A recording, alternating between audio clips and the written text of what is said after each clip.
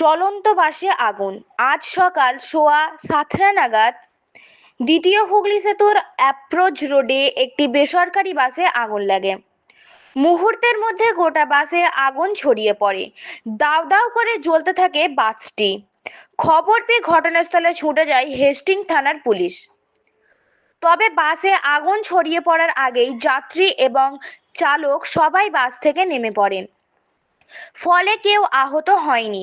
খবর পেয়ে ঘটনাস্থলে পৌঁছে দমকলের দুটি ইঞ্জিন। প্রায় 35 মিনিটের চেষ্টায় আগুন নিয়ন্ত্রণে আসে। প্রাথমিক তদন্তে দমকলের অনুমান ইলেকট্রিক্যাল শর্ট সার্কিট থেকে এই আগুন। এর ফলে কিছুক্ষণের জন্য রাস্তায় যান চলাচল ব্যাহত থাকে। আপনারা দেখছেন H+ সিটি নিউজ।